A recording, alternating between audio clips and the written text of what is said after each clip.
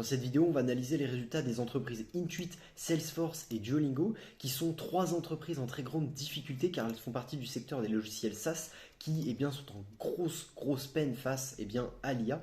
Et donc dans cette vidéo, on va analyser en profondeur les résultats de ces entreprises et ensuite on va essayer de les valoriser pour savoir si ce sont de bonnes opportunités pour 2026. On commence directement avec Intuit, une entreprise qui, sur l'année, a perdu plus de 35% et depuis ses plus hauts en juillet 2025 a perdu plus de 48% quasiment. Donc voilà, une très grosse perte Intuit, surtout que depuis fin décembre, on a eu une très grosse perte de 40%, donc en l'espace de 2-3 mois seulement. Vraiment un gros trash de l'entreprise, donc on va regarder si ça peut être une bonne opportunité. On commence directement avec les résultats. Donc, le chiffre d'affaires total de Intuit qui s'est élevé à 4,651 milliards de dollars sur ce trimestre. Donc, une hausse de 17% par rapport au trimestre précédent, avec un bénéfice d'exploitation à 855 millions, soit une croissance impressionnante de 44%. Un bénéfice d'exploitation également de 1 milliard 549 millions en normes non GAAP, donc une hausse de 23%, et un bénéfice par action qui lui est de 2,48 dollars en hausse de 25%, donc des chiffres de croissance qui sont très élevés.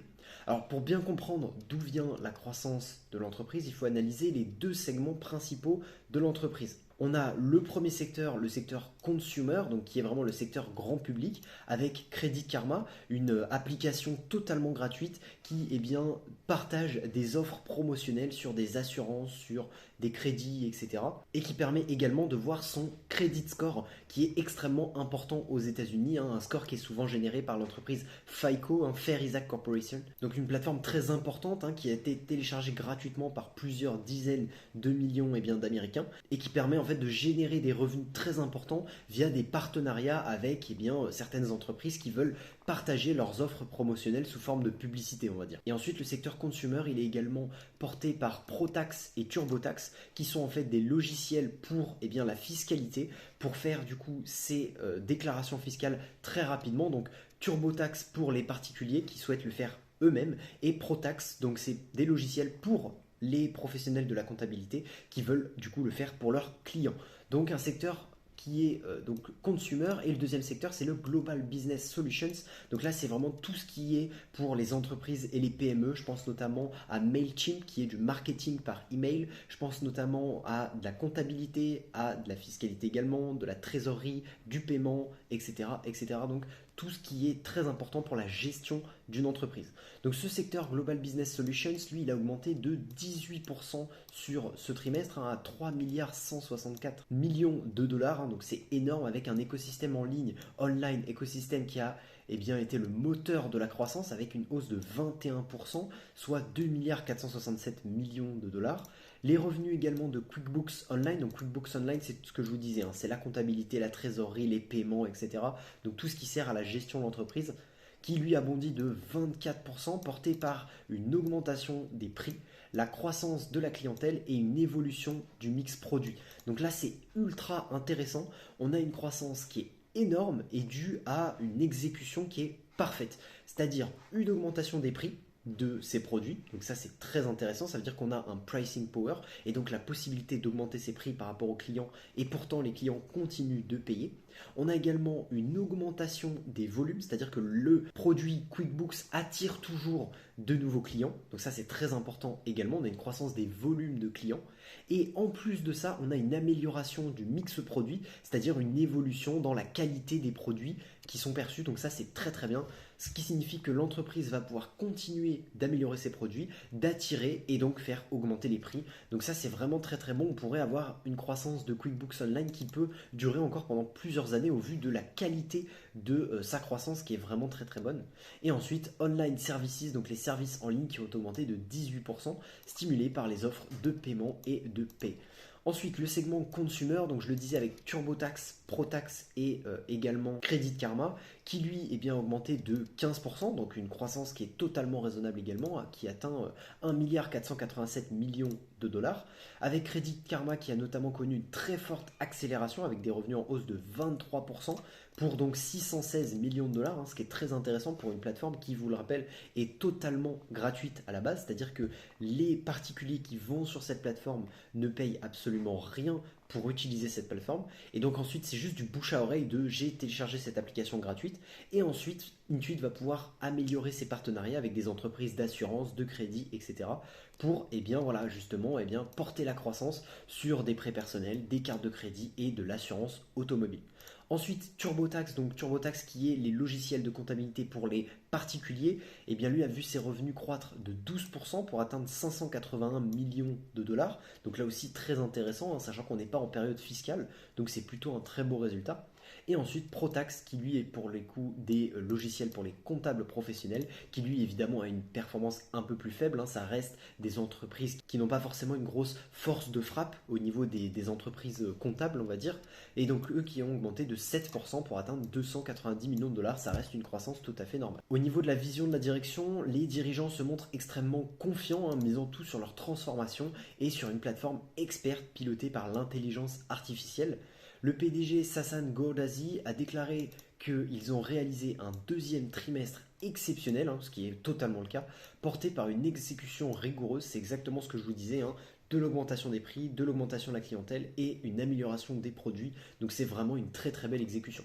Il souligne la création d'une nouvelle catégorie, il dit que nous définissons une nouvelle catégorie à l'intersection de l'IA et de l'intelligence humaine qui offre des expériences autonomes qui sont faites pour vous, donc done for you. Et donc cette stratégie vise à disrupter le segment traditionnel de l'assistance fiscale et à fournir aux moyennes entreprises la plateforme ERP native en IA dont elles ont besoin pour réussir. Donc en fait, ils s'auto-disruptent pour améliorer leurs produits et éviter justement de se faire disrupter par d'autres entreprises qui pourraient utiliser l'IA. Donc ça c'est très intéressant pour le coup. Si ça fonctionne, ça peut être vraiment porteur de croissance et également une stratégie très bien pensée. On a également Sandeep Ojla qui est le directeur financier qui a ajouté notre dynamique à travers l'entreprise continue de nous donner une grande confiance dans la réalisation d'une croissance des revenus à 2 chiffres et d'une expansion de la marge cette année. Il parle évidemment de l'année 2026, donc là l'année actuelle, ce qui est très intéressant, donc ça veut dire une croissance à 2 chiffres et une expansion de la marge cette année, ce qui signifie plus de 10% au niveau de la croissance, que ce soit du résultat net et potentiellement du free cash flow, etc. Donc très intéressant ce que nous dit le directeur financier et on espère évidemment que ça va continuer. Au niveau du bilan financier et des retours aux actionnaires, on a une entreprise qui génère beaucoup de cash et qui le redistribue très activement. Au niveau des liquidités à la fin du trimestre, donc au 31 janvier 2026, Intuit disposait d'environ 3 milliards de dollars de trésorerie et investissement, donc de total cash and cash equivalents. En dette, on a une entreprise qui affiche une dette de 6,2 milliards de dollars, ce qui peut paraître assez important, mais on regardera par la suite que le free cash flow est aussi très élevé, donc au final, la dette n'est pas si importante parce que on peut très rapidement, grâce à l'activité de l'entreprise, rembourser cette dette. Et on a également des rachats d'actions qui, donc Intuit a racheté 961 millions de dollars de ses propres actions ce trimestre, avec notamment 3,5 milliards de dollars d'autorisation pour de futurs rachats. Donc voilà, 1 milliard de dollars pour une entreprise qui aujourd'hui vaut 113 milliards, donc c'est un petit peu moins de 1%, ce qui n'est pas énorme, c'est pas beaucoup de rachats d'actions, mais il faut quand même se rappeler qu'au 31 janvier, on était ici, on était à 500 dollars l'action, donc on n'était pas autant sous-évalué qu'aujourd'hui. Donc là, j'espère voir sur le prochain trimestre d'Intuit une très très très forte part de rachat d'actions pour montrer que justement l'entreprise estime qu'à 400 dollars, l'entreprise est sous-évaluée et que justement, elle est très confiante dans son business.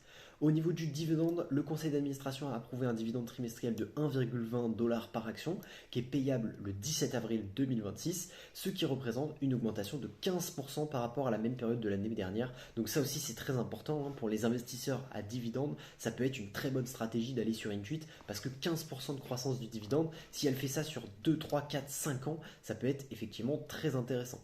Au niveau de la guidance, donc les perspectives futures, Intuit a réitéré ses prévisions pour l'ensemble de l'exercice fiscal 2026, donc l'année actuelle, preuve d'une grande visibilité sur son activité. C'est très largement ça l'avantage d'Intuit également, c'est que ce sont des logiciels SaaS et donc on a une récurrence dans les revenus et une visibilité long terme qui est vraiment très importante et ça c'est super. Au niveau des revenus annuels, ils estiment entre 21 milliards, on va dire, et 21 milliards 186 millions de dollars de revenus, soit une croissance de 12 à 13% du chiffre d'affaires sur l'année, ce qui est plutôt intéressant, mais qui au final n'est pas tant que ça, hein, finalement, par rapport au chiffre d'affaires qu'on a fait, hein, en hausse de 17%. Donc à voir si les résultats et les revenus annuels de l'entreprise vont s'améliorer ou non, parce que là pour le coup on a un très gros trimestre à 17%, et au final on fait que 12-13%, donc ça veut dire qu'on va peut-être avoir un ou deux trimestres à peut-être 7-8% de croissance, ce qui paraît assez léger, hein, donc on verra ça. Au niveau du bénéfice d'exploitation, on aurait donc un bénéfice entre 8 milliards 600 millions et 8 milliards 688 millions de dollars, ce qui correspond à une croissance de 14 à 15%, donc amélioration des marges, donc très important par rapport aux revenus. Et ensuite un bénéfice par action qui lui serait entre 22,98 et 23,18, soit une croissance de 14 à 15%. Donc là aussi, en amélioration des marges par rapport au chiffre d'affaires. Et à noter que pour le troisième trimestre de 2026, donc là actuellement on vient de faire le deuxième trimestre, hein, on a un petit peu décalé au niveau des résultats. Le troisième trimestre de 2026, l'entreprise s'attend à une croissance de ses revenus d'environ 10%. Donc c'est ce que je disais, hein, des chiffres un peu plus faibles sur certaines périodes, avec une explosion notamment au Q2 comme on l'a vu avec plus 17%. On n'est pas à l'abri de faire peut-être 11 ou 12% de croissance sur le trimestre 3, mais 10% c'est déjà pas mal, hein. On reste sur une performance à deux chiffres, hein, tout simplement, et une amélioration des marges, donc ça c'est très très bien. Ensuite, pour aller plus loin, on peut se poser certaines questions. Est-ce que le pari de l'IA, notamment avec Gen OS, qui est vraiment l'IA de Intuit, est-ce qu'il va vraiment payer? Parce qu'actuellement, Intuit investit massivement dans son système d'exploitation Gen OS pour accélérer l'innovation de ses produits. Et on l'a vu pour augmenter le volume de clientèle et augmenter les paiements aussi, donc la capacité à avoir du pricing power. Et donc la question c'est de savoir si les agents IA qui vont automatiser la comptabilité, la fiscalité, les workflows, donc comme on dit, hein, le fameux done for you, suffiront à justifier des augmentations de prix ou à gagner des parts de marché face à de nouvelles startups fintech agressives. Pour l'instant, on l'a vu, ça fonctionne sur ce deuxième trimestre, mais est-ce que ça va continuer de fonctionner? C'est très important de regarder ça. On a également une menace gouvernementale avec notamment des gestions de la fiscalité qui peuvent être gratuites à cause des gouvernements, hein. Donc ça c'est un risque majeur pour TurboTax, avec notamment le gouvernement américain et certains États qui étudient ou même déploient actuellement des systèmes de déclaration d'impôts gratuits financés par les fonds publics. Donc même si le programme direct a été suspendu par le passé, la pression politique pour des déclarations d'impôts gratuites s'intensifie, ce qui pourrait évidemment faire perdre des clients à Intuit et limiter potentiellement sa part de marché, mais surtout son pricing power et sa capacité à augmenter les prix, même si j'estime que Intuit est quand même très bien placé pour cela. Ensuite, on a également la sensibilité macroéconomique de Credit Karma, hein. Bien que Credit Karma affiche une superbe croissance et que ce soit une plateforme qui soit totalement gratuite, elle est quand même très sensible au taux d'intérêt et à la santé économique des consommateurs qui, si l'inflation ou les taux augmentent trop, les banques partenaires pourraient réduire leurs offres de prêt et donc Intuit pourrait gagner moins d'argent évidemment sur des partenariats avec ces banques, etc.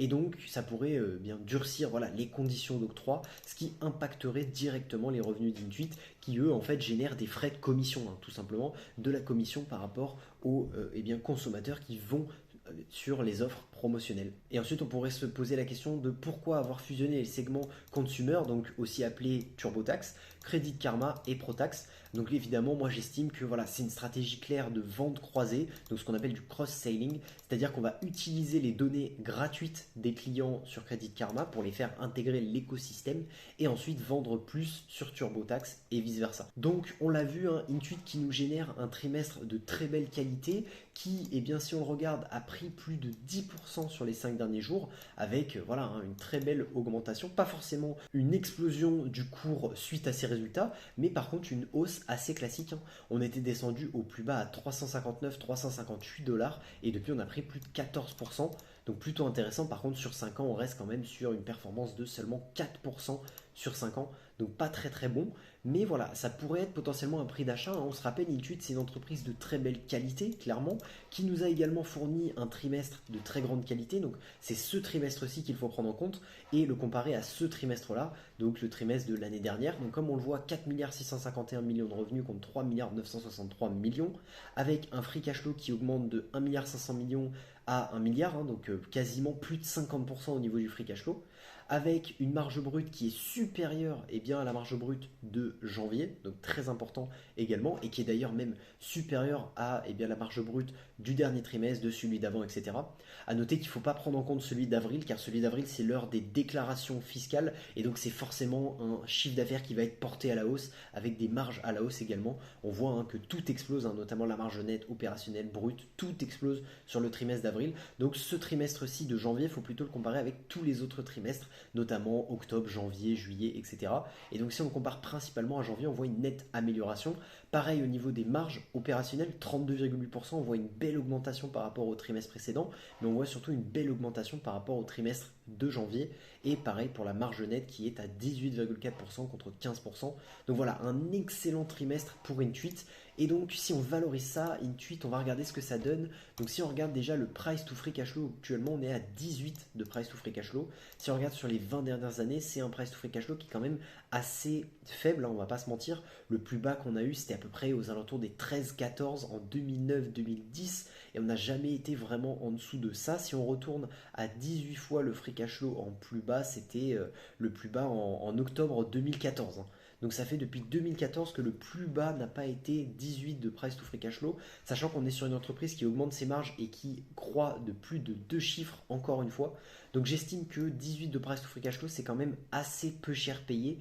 Si on regarde un petit peu, on avait également des chiffres beaucoup plus élevés, hein, 52 fois le free cash flow en 2021, on était à 40 fois le free cash flow en 2024, et comme on l'a vu, ce n'a pas réussi à l'entreprise, hein, qui a, eh bien, perdu par exemple entre juillet 2025 et février 2026 48%. Donc si on s'estime que, eh bien, l'entreprise pourrait avoir par exemple un price to free cash flow assez prudent de, on va dire, allez, 21, peut-être 22, on voit que 22 ce serait à peu près au niveau de ma souris, donc ce serait un price to free cash flow qui est rarement dépassé. Donc on pourrait mettre 22, ça me paraît quand même assez ok, 22 de price to free cash flow, avec une croissance du free cash flow qui, eh bien, auparavant était de 15, 20, 30%, hein, avec une accélération. Moi j'estime qu'on peut atteindre une croissance du free cash flow d'à peu près 11-12% par an sur les 5-10 prochaines années. Donc on va pouvoir mettre peut-être 10% pour être un petit peu conservateur. Et là, ça nous donnerait une sous-évaluation de 27% avec un prix d'achat à 500 dollars, hein. Donc ça donnerait un prix qu'on avait vu la dernière fois en novembre 2023. Donc quand même, il y a plus de 2 ans, et qui aujourd'hui, eh bien, est très intéressant avec une sous-évaluation de 27%. Si on veut, eh bien, faire ces résultats-là, on pourrait se dire peut-être qu'on pourrait faire, voilà, 15% de performance, peut-être 17% dans 16%. Voilà, c'est ça, hein. Si on estime que ces hypothèses se réalisent, donc 22 de price to free cash flow et 10% de croissance du free cash flow sur les 5-10 prochaines années, on aurait une performance de 16% par an de notre action, ce qui est quand même une très belle performance, hein.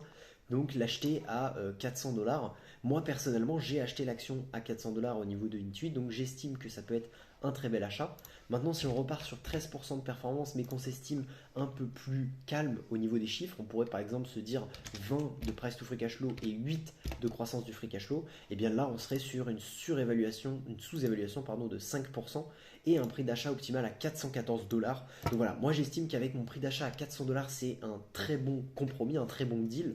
Et je pense que ça pourrait être très intéressant d'acheter ces prix-là. Évidemment, je vous laisse faire votre analyse et décider de vous-même si vous achetez, renforcer ou pas l'action, et si vous peut-être la vendez suite à ces résultats aussi également, hein, ça pourrait être le cas. Donc avant de passer à la suite, n'hésitez pas à vous abonner, à liker et à commenter si justement vous avez du Intuit en portefeuille.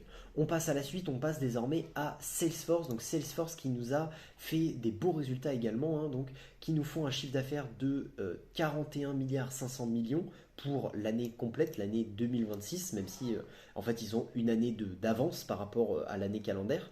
en hausse de 10% et donc 9% à taux de change constant, donc pas forcément une croissance à deux chiffres très intéressante. On a un chiffre d'affaires sur le T4, donc sur ce trimestre actuel qui est de 11 milliards 200 millions, plus 12% sur un an, donc on voit une certaine réaccélération par rapport à tout le revenu de l'année 2025, donc du FY26, incluant une contribution de 400 millions de dollars d'Informatica. Informatica, c'est l'entreprise qu'ils sont actuellement en train de racheter, de faire l'acquisition actuellement. On a des RPO, donc des obligations de performance qui sont évidemment un indicateur très important de la santé future, qui a atteint 72,4 milliards de dollars, donc plus 14% en years over years, donc par rapport à l'année dernière. Donc c'est très intéressant parce qu'on voit que l'entreprise génère plus 10% de croissance sur l'année passée, donc celle qu'on vient de réaliser en 2025. Le trimestre le plus récent, donc les chiffres les plus récents ont fait plus 12%, donc ça veut dire réaccélération du trimestre, et en plus de ça, on va avoir des RPO qui sont encore plus élevés, donc ça veut dire que potentiellement sur le futur, on peut avoir effectivement une réaccélération de la croissance, et ça pourrait être très intéressant, surtout qu'à côté de ça, on a une rentabilité qui augmente, avec une marge opérationnelle GAAP qui s'établit à 20,1% et non-GAAP à 34,1% pour l'année, donc très intéressant, et avec un flux de trésorerie, donc un free cash flow qui lui est un monstre de cash avec 15 milliards de dollars de flux de trésorerie opérationnel, donc plus 15% par rapport à l'année dernière, mais surtout 15 milliards par rapport aux 41 milliards de chiffre d'affaires. Donc là, une marge de cash flow opérationnel qui est très élevée.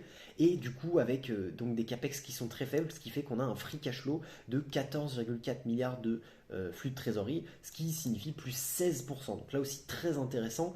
On a encore une fois une accélération du chiffre d'affaires, mais surtout un free cash flow qui augmente plus vite que le chiffre d'affaires. Donc ce qui signifie que si on a encore une fois une amélioration du chiffre d'affaires sur le long terme, comme on le disait grâce notamment aux 14% de RPO, on pourrait avoir un flux de trésorerie qui augmente de manière exponentielle. Et ça, pour le coup, c'est très intéressant. On a au niveau de la révolution Agentforce, donc qui est vraiment l'IA de Salesforce, donc un point central du discours de la direction et qui est vraiment le passage du système d'enregistrement au système d'agence. Voilà, aujourd'hui, on est vraiment sur une entreprise qui pousse l'intelligence artificielle au maximum avec notamment une adoption massive. Salesforce qui a déjà livré 2,4 milliards d'unités de travail agentique, donc c'est ce qu'ils appellent les AWU, donc des tâches qui sont concrètement effectuées de manière totalement autonome par des agents IA, donc qui sont très importantes car permet d'augmenter l'automatisation des entreprises. Et là, pour le coup, on voit que, il y a forcément une adoption massive avec 2,4 milliards d'unités de travail et 19 trillions de tokens utilisés. Au niveau des revenus de l'IA, c'est bien qu'elle soit adoptée, mais est-ce que ça rapporte de l'argent? Eh bien oui, parce que l'ARR, donc le revenu annuel récurrent, d'Agentforce, lui a bondi de 169%, donc bien plus que x2, on est sur un 2,7 qui du coup va atteindre les 800 millions de dollars. Donc j'estime évidemment que sur le prochain trimestre, on aura sûrement 1 milliard de dollars de revenus IA, donc ça c'est très bon, avec notamment Data360 et Informatica qui eux ont généré un ARR, donc un revenu annuel récurrent de bien 2 milliards de dollars, 2 milliards 100 millions au total. Donc le bloc Agentforce plus Data360, lui pèse quasiment 3 milliards de dollars d'ARR au niveau de la donnée, de l'acquisition d'Informatica et de l'IA, donc vraiment les futurs facteurs de croissance. Et là pour le coup c'est très intéressant. Au niveau des paroles de la direction et notamment la vision de Marc Benioff, le PDG, il ne mâche pas ses mots, il dit clairement que Salesforce est en train de devenir le système d'exploitation de l'entreprise agentique, donc de l'entreprise basée sur l'IA autonome. Donc la définition du futur pour lui, c'est plus l'intelligence se déplace là où le travail se fait, plus Salesforce devient précieux. Donc autrement dit, pour Marc Benioff, Salesforce est extrêmement bien positionné pour profiter de la croissance future des entreprises dans le domaine du CRM notamment. Et les résultats concrets, c'est que l'entreprise cite le cas de Wyndham Hotels, où les agents vocaux IA ont permis d'augmenter les réservations directes de 200 points de base, donc de plus de 2%, et la satisfaction client de 400 points de base, donc plus de 4%, tout en supprimant les temps d'attente. Donc ça c'est très très important. Ça signifie qu'on va avoir une augmentation du chiffre d'affaires pour l'entreprise Wyndham Hotels, une augmentation potentiellement de la satisfaction, donc peut-être des revenus récurrents, parce qu'on va avoir des clients qui vont potentiellement revenir, faire parler d'eux, etc. Donc là aussi encore une fois une augmentation du chiffre d'affaires. Et en plus de ça, ça diminue le temps d'attente, donc très important parce que ça signifie qu'on a une meilleure value, une meilleure valeur au niveau de ces services. Au niveau de la guidance pour l'année 2026, donc la FY 2027, on est sur un chiffre d'affaires attendu entre 45,8 et 46,2 milliards de dollars, soit une croissance de 10-11% du chiffre d'affaires. Donc là aussi, ce qui est quand même plutôt intéressant, 10-11% du chiffre d'affaires, sachant que sur ce trimestre, on avait fait 12%, donc on voit encore cette accélération du chiffre d'affaires avec une prévision de marge opérationnelle non-GAAP de 34,3%, donc en amélioration par rapport à la marge de 34,1% pour l'année, donc ça c'est très intéressant également. On a une cible également pour l'année 2029, donc le FY30 qui lui est à 63 milliards de dollars, ce qui est très intéressant parce que sur le trimestre précédent, on était à 60 milliards de dollars. Donc là, c'est très bon, c'est que on passe de 45,8 milliards à 60 milliards de dollars en FY30 et surtout que l'entreprise re-explose sa guidance avec désormais un passage de 60 à 63 milliards de dollars de revenus d'ici 2030. Donc ça, c'est très très bon, hein. On est sur une croissance de plus de 10-11% par an sur les prochaines années et ça, c'est très très cool effectivement. On a également des retours aux actionnaires avec un nouveau programme de rachat d'actions de 50 milliards de dollars qui a été autorisé et un dividende trimestriel qui augmente à 0,44 dollars par action. Donc là aussi, un retour sur les actionnaires qui est très important. 50 milliards de dollars autorisés. Si on regarde, Salesforce, c'est quasiment un tiers de la capitalisation, on va dire un quart plutôt de la capitalisation boursière. Donc voilà, on espère que sur des prix inférieurs à 200 dollars, Salesforce va continuer de faire des rachats d'actions massifs pour soutenir les salariés, les actionnaires comme nous, etc., etc. Pour aller plus loin, on a le pari de la consommation versus les abonnements. Aujourd'hui, Salesforce, il commence à introduire des mesures comme les AWU, comme on avait vu, donc les unités de travail faites par l'IA, c'est-à-dire l'IA autonome. Et donc, si aujourd'hui l'IA fait le travail de 10 personnes à elle seule, Salesforce passera-t-il d'un modèle de prix par utilisateur, donc c'est ce qu'on est sur un prix actuel, c'est-à-dire que plus les entreprises grossissent en nombre d'utilisateurs, plus on gagne du chiffre d'affaires, à potentiellement un prix au modèle de performance, donc à la performance, et ça pourrait être très intéressant. Ça signifie qu'on n'est plus sur le nombre d'utilisateurs mais sur la croissance par exemple du chiffre d'affaires des entreprises, etc., qui grâce à l'IA et l'amélioration de la productivité pourrait être effectivement très intéressant et qui pourrait radicalement changer la valorisation de l'entreprise qui aujourd'hui se situe à des prix très très faibles. Aujourd'hui la valorisation de l'entreprise c'est 12,71 fois le free cash flow qui, comme on peut le voir sur les 20 dernières années, n'a jamais été fait. En 2008, on était à 16, mais ça n'a jamais été le cas depuis.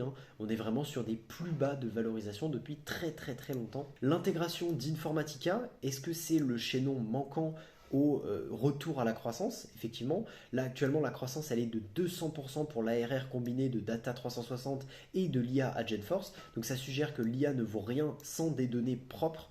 Et donc Informatica pourrait devenir le moteur caché de la croissance future en permettant d'avoir beaucoup de données pour travailler sur l'intelligence artificielle AgentForce et ensuite le partager au maximum d'entreprises. Ensuite, l'IA va-t-elle cannibaliser les revenus de service? Donc si les agents IA résout des problèmes de manière autonome, Salesforce risque-t-il de voir une baisse de ses revenus liés aux licences logicielles humaines classiques? Donc on entend par là encore une fois les revenus par utilisateur et non pas par performance. Et donc pour l'instant, Marc Benioff il affirme que cela rend la plateforme plus précieuse, mais l'équilibre financier reste à surveiller, tout simplement parce que il faudra sûrement passer à un moment à un revenu à la performance, et pour le coup ça pourrait mettre en difficulté l'entreprise Salesforce si jamais ils ne prennent pas le coche au bon moment. C'est surtout ça le principal. Et ensuite, on va avoir la barre des 63 milliards de dollars. Est-elle trop prudente? Avec une croissance actuelle de 10-12% et l'accélération de l'intelligence artificielle, Salesforce pourrait atteindre son objectif 2030 plus tôt que prévu. Et donc, est-ce une stratégie beat and raise, c'est-à-dire battre et relever ses prévisions systématiquement, ou est-ce que c'est juste la croissance maximale qu'ils peuvent aller chercher? Et donc ça, ce serait pas forcément très intéressant. Effectivement, si 63 milliards de dollars c'est le minimum qu'ils peuvent aller chercher, là c'est très intéressant parce que du coup ça veut dire qu'on pourrait avoir du beat and raise, donc relever les objectifs au fur et à mesure des trimestres, ce qui pourrait ramener de la confiance aux investisseurs, mais ça pourrait également faire peur si jamais l'entreprise est pile à 63 milliards de dollars en 2030, voire même en dessous, et là ça pourrait complètement massacrer le titre. Et donc voilà, suite à ça, on a Salesforce qui a augmenté de 7,3% au niveau de ses résultats. Donc là aussi, comme Intuit, on n'a pas eu plus 7% d'un coup, ça s'est vraiment fait sur plusieurs jours, mais on revoit un espèce de gain d'optimisme sur l'entreprise Salesforce. Donc on va essayer de regarder si à 200$ l'action, ça vaut quelque chose. Donc aujourd'hui, on l'a vu, hein, Salesforce c'est une entreprise de qualité, ça c'est clair, qui répond à tous mes critères, que j'ai personnellement en portefeuille, et donc on va voir si ça vaut le coup de renforcer ou non. Si on part du principe que on a du coup actuellement un free cash flow de 13, moi j'estime que c'est quand même très très faible, hein. Je pense qu'il faudrait qu'on re-augmente la valorisation de cette entreprise. Alors peut-être pas la mettre au-dessus de 25, hein, même si on a toujours quasiment été au-dessus de 25, mais peut-être la mettre aux alentours des, allez, 20, ouais 20 c'est très bien. 20 fois le free cash flow, ça pourrait être très intéressant. Et au niveau de la croissance du free cash flow, j'estime qu'on pourrait mettre 9% assez facilement.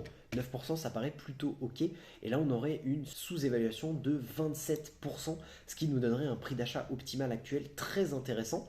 Après, si on s'attarde avec un petit peu plus de sécurité, on pourrait se dire peut-être un price to free cash flow de 18 et potentiellement une croissance du free cash flow de 17. On serait actuellement à 5,62%. Et si on se dit peut-être 17 de price to free cash flow, ouais, ça pourrait être intéressant. Ou alors 18 et 6 peut-être.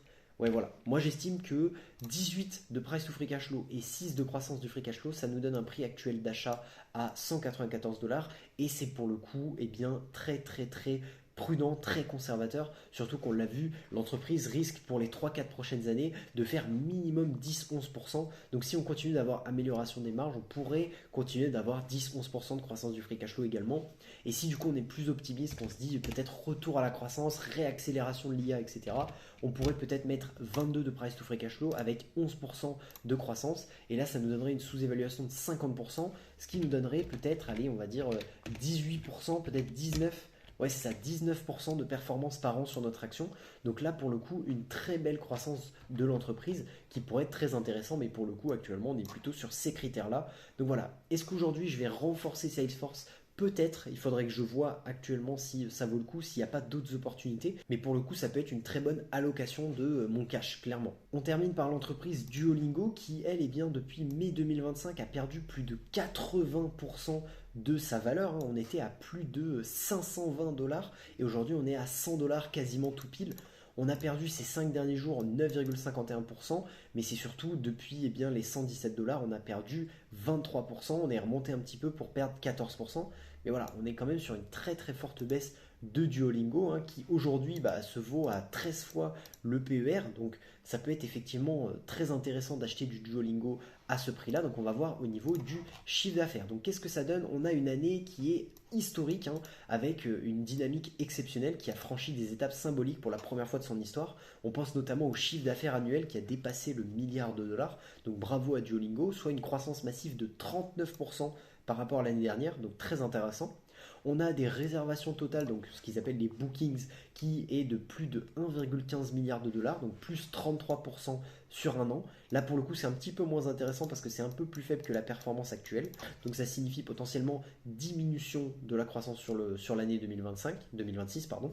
Une rentabilité qui, elle, a atteint 306 millions de dollars avec une marge de 30% au niveau de l'EBITDA. Donc c'est quand même plutôt intéressant, en hausse de 3,8% de points de base par rapport à 2024. Donc une entreprise qui devient de plus en plus rentable avec un résultat net de 400 millions. Alors il inclut un avantage fiscal exceptionnel de 256 millions, hein, ce qui est quand même assez énorme, qui est lié à la comptabilisation d'actifs d'impôts différés. Donc ça, c'est pas très intéressant, mais si on fait 414 moins 256, on est plutôt aux alentours des 150-200 millions de résultats nets. Et ensuite, on a un free cash flow, donc un flux de trésorerie disponible qui lui a été très solide à 360,4 millions de dollars pour l'année.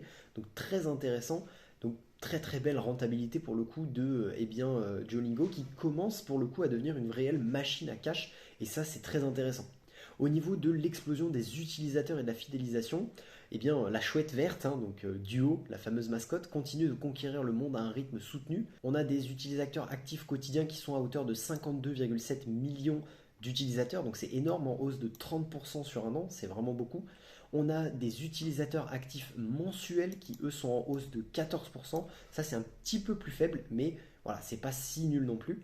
On a des abonnés payants qui, eux, sont de 12,2 millions de personnes qui paient désormais pour apprendre, soit une croissance de 28%. Donc là, pour le coup, c'est vraiment une belle croissance, hein.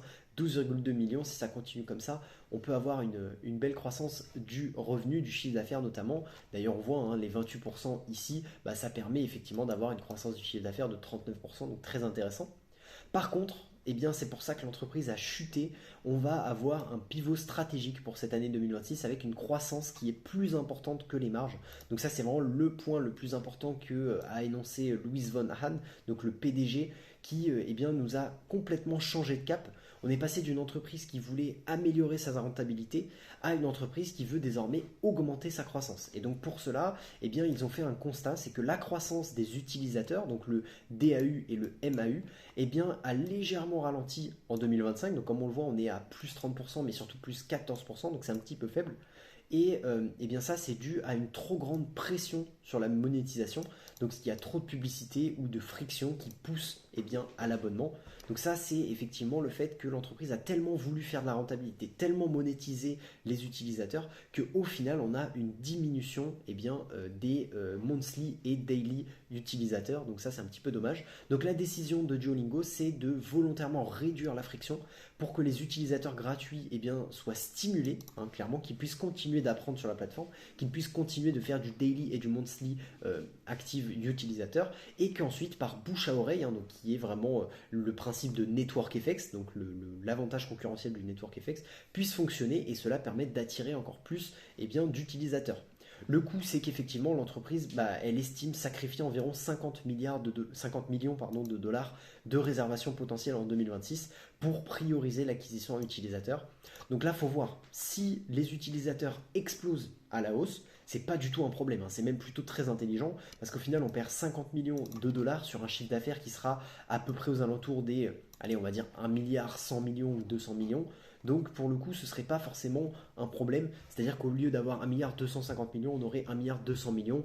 Donc est-ce que c'est vraiment très problématique? Non, à condition qu'on ait vraiment une explosion des utilisateurs. Et là, pour le coup, c'est effectivement leur objectif, hein, final, c'est d'atteindre 100 millions d'utilisateurs quotidiens d'ici 2028. Et ça, pour le coup, c'est quand même d'ici très peu de temps, hein, d'ici 2-3 ans. Il faudrait qu'il fasse x2 en daily active utilisateur. Donc ça, pour le coup, c'est un bel objectif qui, s'il se réalise, peut être très intéressant. Ensuite, au niveau de l'IA qui est au cœur de l'apprentissage, donc avec notamment Duolingo Max et Lily. Donc Duolingo ne se voit plus comme une simple application de langue, mais comme une plateforme éducative complète pilotée par l'IA. Ils ont notamment démocratisé l'IA avec la fonctionnalité phare Video Call, hein. Donc ils peuvent appeler un personnage de Duolingo, donc Lily, qui du coup va pouvoir communiquer avec vous. Donc jusqu'ici c'était réservé à l'offre la plus chère, à l'offre max, mais qui va être désormais déplacé vers le niveau super Duolingo pour être accessible à 10 fois plus d'apprenants. Donc là aussi ça va dans le sens de moins de monétisation, c'est-à-dire qu'on ne fait pas le Graal du Duolingo max, qui est vraiment la monétisation optimale de Duolingo, mais ils vont le mettre en dessous, ils vont niveler vers le bas pour essayer d'avoir encore un peu plus d'utilisateurs actuels qui vont potentiellement passer sur le Duolingo Max par la suite. Ensuite, on va avoir également Speaking Adventures, donc qui est le nouveau lancement d'un type de leçon gratuit qui est basé sur l'IA pour pratiquer l'oral de manière interactive. Donc là aussi, ça peut être une première entrée pour les personnes gratuites qui n'ont pas d'abonnement mais qui souhaitent juste avancer sur l'application. Et on va avoir du contenu avancé également avec des investissements massifs pour amener les 9 langues principales au niveau B2, donc un score Duolingo de 129, donc le niveau requis pour obtenir un emploi qualifié dans la langue apprise. Voilà, le niveau B2 qui est quand même un niveau qui commence à être assez avancé. Et le but effectivement, c'est que Duolingo permette aux débutants de progresser encore plus. Et donc ça, c'est plutôt intéressant. Au-delà des langues, ils ont également d'autres moteurs, hein. Ils ont les échecs, donc les chess, qui sont à déjà plus de 7 millions de daily active users en moins d'un an. Donc très intéressant, c'est le sujet qui croît le plus vite, hein. 7 millions, 0 tout 7 millions en l'espace d'un an, c'est vraiment très beau. On a également les mathématiques qui sont l'ambition du PDG de devenir le meilleur tuteur pour les maths du CP à la terminale, donc du K12, hein, ce qu'ils appellent. Donc un marché d'1 milliard de personnes, ça c'est vraiment vraiment très intéressant. À part les mathématiques, je vois pas ce qui peut représenter le monde, hein, clairement. Les maths, c'est vraiment un sujet qui est extrêmement important dans le monde entier. Donc c'est effectivement un domaine qui peut être très intéressant, surtout s'ils arrivent à faire, comme on le dit, du CP jusqu'à la terminale, donc sur toute la période scolaire, ça peut être très intéressant. Et ils ont également fait la musique avec une refonte complète du cours pour le rendre plus gamifié suite à l'acquisition du studio Nextbeat. Donc voilà, ils ont en plus des langues, d'autres projets, les maths, la musique, les échecs, qui ont l'air d'être des très gros domaines de croissance, et ça pour le coup c'est très intéressant. Au niveau de la guidance pour 2026, on aurait une croissance des réservations attendue entre 10 et 12%. Donc vraiment une très faible augmentation de la croissance des réservations. Ça c'est un petit peu faible contre 33% en 2025, donc c'est un petit peu embêtant. On aurait également un chiffre d'affaires qui serait lui autour des 1,2, 1,221, donc à peu près 15 à 18% de performance. Donc c'est plutôt pas mal, hein, c'est plutôt correct, avec une marge EBITDA qui devrait baisser à environ 25 contre 29% en 2025, donc en raison de l'augmentation des coûts liés à l'IA et au marketing pour augmenter la part des utilisateurs.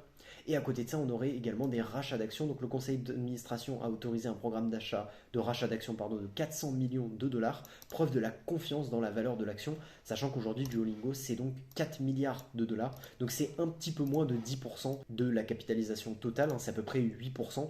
Donc voilà, c'est plutôt intéressant. Maintenant, pour aller plus loin, la question c'est est-ce que le pari de la gratuité est-il risqué? Parce qu'effectivement, en sacrifiant plusieurs millions de dollars de revenus actuels pour gagner des utilisateurs futurs, Duolingo fait un pari qui est quand même très audacieux, très risqué.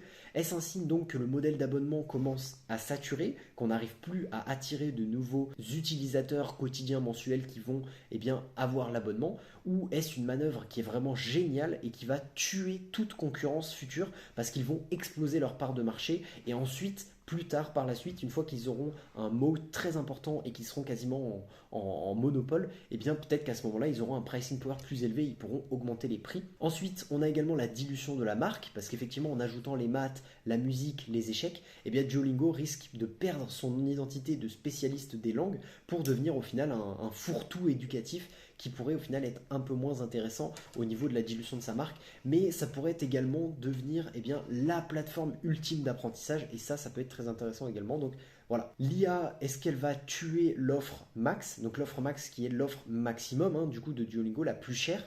Effectivement, si les fonctionnalités d'IA les plus avancées basculent vers l'offre super, donc qui est l'offre la moins chère, il y a trois offres, il y a l'offre gratuite, l'offre super et l'offre max. Donc si tout ce qui était dans l'offre max descend sur l'offre super, comment Duolingo justifiera-t-il son abonnement premium max à l'avenir? Ça c'est effectivement un petit peu embêtant. Donc il faut imaginer que Duolingo a une très forte pipeline pour max, pour l'offre max, pour que justement par la suite, d'ici 2, 3, 4, 5 ans, l'offre max soit beaucoup plus intéressante.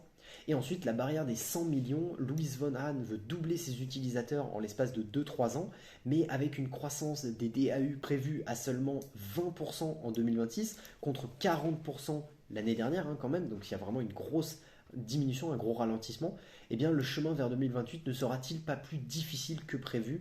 Donc ça, c'est vraiment la question qu'on se pose. Donc là, à l'heure actuelle, Duolingo qui prend un risque très important, mais qui peut être très payant également. Donc là, voilà, c'est vraiment suivant votre connaissance de l'entreprise. Est-ce que vous croyez en cette action ou non? Moi, personnellement, j'analyse actuellement l'entreprise et c'est vrai que ça peut être quand même très intéressant de faire ça. Oui, une baisse de croissance sur le court terme, mais ça reste quand même des très belles croissances. On est quand même sur une croissance, si on regarde par exemple la guidance, on est sur une croissance de plus de 15% du chiffre d'affaires. Donc ça reste quand même une croissance qui est très bonne. La question étant de savoir si est-ce que cette croissance va rester à 15% sur 10 ans ou est-ce qu'elle va passer à 15% puis elle va réaugmenter à 20, 30, 40% sur 10 ans. Ça, c'est une très bonne question. Voilà. La question étant que aujourd'hui, vous n'êtes pas forcément sans savoir que Duolingo est une entreprise qui à la base a un modèle gratuit et qui fournit des abonnements payants. Donc il va falloir justifier ces abonnements payants tout en améliorant ses produits, etc. Donc voilà, c'est quand même très compliqué pour Duolingo de réaliser tous leurs objectifs, mais pour le coup, ils ont une vision quand même très nette de ce qu'ils veulent faire. Voilà. À noter que Duolingo, c'est un petit peu ça qui est compliqué également, c'est que là, il favorise la croissance par rapport à la rentabilité. Le problème étant qu'aujourd'hui, on n'a pas une rentabilité qui est non plus monstrueuse, hein. C'est-à-dire qu'aujourd'hui, donc on voit qu'on a une très belle croissance, évidemment, donc ils veulent continuer d'avoir cette belle croissance, donc ça c'est intéressant. Par contre, au niveau des marges, on voit que la marge brute est plutôt très bonne, mais elle va sûrement diminuer. On a également une marge opérationnelle qui est assez faible, 10-11%, qui elle va sûrement diminuer encore une fois également. La marge nette, bon 40% c'est dû à des impôts, donc pas très intéressant, hein, faut pas s'y attarder, mais on est plutôt aux alentours des 7-8% de croissance des marges, donc là aussi on va avoir une diminution des marges au global, pareil pour la marge de free cash flow sûrement. Donc au final, une entreprise qui commençait à avoir une rentabilité assez bonne et à devenir clairement une machine à cash, et bien au final enlève ce statut de machine à cash pour bien devenir une entreprise de croissance uniquement. Voilà, on voit notamment pareil au niveau du ROC, moi je veux 15% minimum, on était à 16,3. Bon bah là on va sûrement redescendre à 12, 13, 10% peut-être de ROC tout free cash flow, donc moins intéressant. Les SBC vont pouvoir peut-être augmenter, pareil, la dette va peut-être augmenter également, donc voilà, ça va devenir une entreprise de moins bonne qualité et ça justifie du coup plus de risques, donc ça c'est un petit peu compliqué effectivement. Donc si on essaie de valoriser Duolingo, on peut s'intéresser actuellement à la valorisation de l'entreprise, hein. Aujourd'hui, Duolingo, ça se vaut 14 fois le free cash flow, ce qui est quand même très faible pour une entreprise qui croît à plus de 10, 15, 20, 30%. Sur les 3 dernières années, on voit qu'on a une baisse. Et là, actuellement, on est évidemment au plus bas depuis très longtemps. Si on se dit que l'entreprise va réaugmenter au niveau de son chiffre d'affaires, au niveau des utilisateurs, etc., on peut vraiment aller sur des performances du style 15% de croissance du free cash flow et peut-être 25 fois le price du free cash flow parce que c'est vraiment une machine à cash extraordinaire.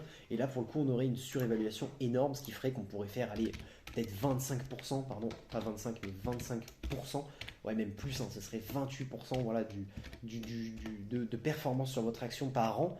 Donc vraiment une performance exceptionnelle, hein, et c'est pour ça d'ailleurs que ça se vendait si cher en mi-2025, hein, clairement. Mais depuis, on a perdu 80%. Donc voilà, c'est à remettre en perspective. La question étant de savoir si l'entreprise va réussir ou non à croître et à performer sur le futur, ou est-ce que ça y est, elle est à maturité et elle va stagner en termes de part de marché, de croissance, etc. J'ai quand même tendance à dire que, au vu de la croissance actuelle de l'entreprise, on peut s'imaginer quand même peut-être 7-8% de croissance du free cash flow de manière très très prudente, avec un price to free cash flow de 15, et là on serait sur une sous-évaluation de 35 assez facilement. Et comme on l'a vu tout à l'heure, si on part vraiment sur des chiffres optimistes, bah là pour le coup on peut faire de très très belles performances. Donc j'estime que Duolingo à l'heure actuelle, effectivement ça peut devenir une très très très belle entreprise pour le coup, une très belle opportunité également. Je pense que ça pourrait être un achat pour moi d'ici peu de temps. Il faut vraiment que j'analyse encore une fois le business pour voir si c'est une bonne stratégie qu'ils sont en train de mettre en place. Mais pour le coup, c'est quand même un risque-rendement qui est quand même très très très très faible, hein. On va pas se mentir. Là quand même 8% de croissance du free cash flow, comme je le disais, on était plutôt sur du 4 et du 12. Donc voilà, c'est vraiment extrêmement faible et ça c'est notamment dû au cash de l'entreprise, hein. Évidemment, si on part du principe que l'entreprise n'a pas de cash et qu'elle a 93 millions de dettes, effectivement, là, vous voyez qu'on a un prix d'achat qui diminue, ce qui signifierait peut-être 15 fois le free cash flow et allez, 5 de croissance, peut-être 6. Voilà, 6% de croissance du free cash flow, mais là aussi c'est des hypothèses qui sont très faibles. Donc si on fait ça et qu'en plus de ça on leur rajoute 1 milliard de cash, et bien là pour le coup on aurait 123 prix d'achat. Donc voilà, une très belle opportunité potentielle. Dites-moi ce que vous en pensez dans les commentaires. J'espère que cette vidéo vous aura plu. N'hésitez pas à vous abonner, à liker et à commenter si vous avez une de ces 3 entreprises en portefeuille. De très belles opportunités, hein, pour le coup pour ces 3 entreprises. En tout cas c'était Antoine, moi je vous dis ciao.